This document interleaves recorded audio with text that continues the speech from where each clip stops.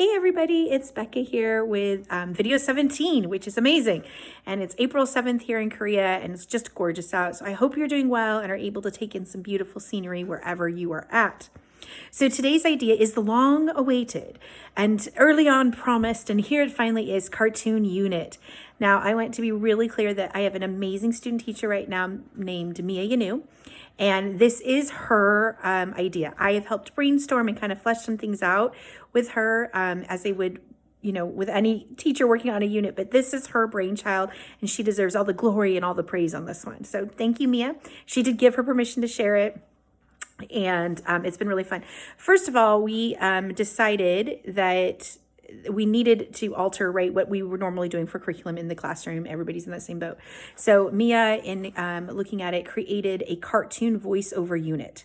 And we have been working up for that because I have new trimester classes right now. We've spent the first several weeks getting to know the kids, ensemble building, setting expectations, and really beginning playing things.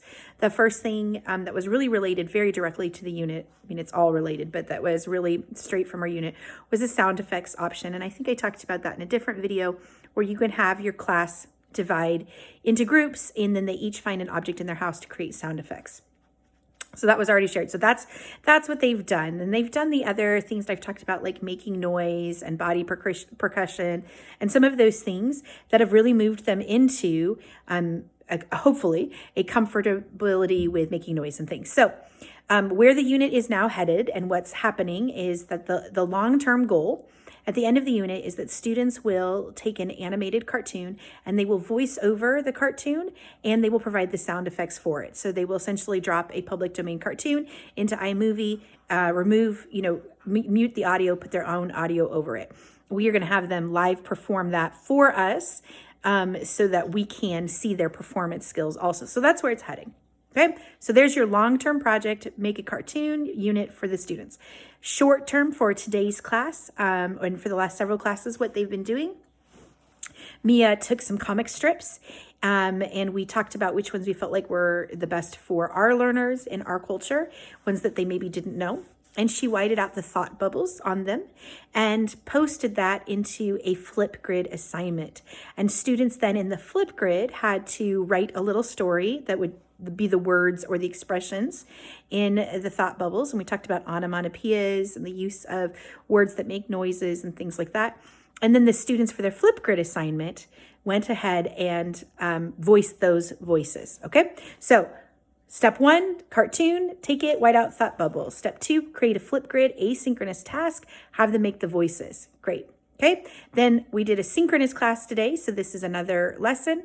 And in the synchronous class today, Mia played a Pro Z, I think is his name, a guy who does great voiceovers. She edited the video because he maybe has some bleeped out, and for our middle school content that wasn't appropriate. She played that for them in Zoom and then had them practice doing voices. She held up words and had them say the line, I like pizza. So they had to say that, I'm sad, I like pizza, and I'm excited, I like pizza.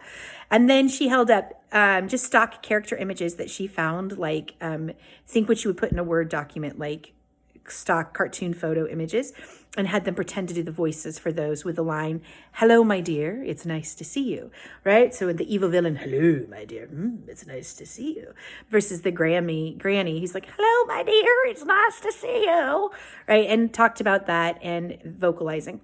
So that was the synchronous class, okay? So then their next class, which we'll be going into, they will go back to their Flipgrid and they will re-record their voices, taking new knowledge that they've gained and trying to play even more and working on adding some of those tips in that the Pro Z guy talks about. So that's 3 of the lessons, okay? And I will share another video with more of the lessons walking down to it. But that gets you 3 full classes for the task, and keeping in mind the end goal is a cartoon voiceover. I hope that is helpful. Mia is awesome, and I will share the link for the Pro Z guy, and I will check with Mia about sharing her unit with you guys as far as the lesson plan. All right, so there you go. Pro tip of the day for quarantine day number I don't know, week 7, day 2. My quarantine tip is really more for the classroom and something I noticed while watching Mia on the Zoom class. And it's something that would happen normally in a drama class, right? Is the need for breaks, movement breaks. Normally in a drama class, if you have students do stuff, they're up and moving all the time. With Zoom or with any of these live classes, you go, right, and we stretch and we have them warm up and play a game, and then we go into content, but then they end up sitting, right, for content.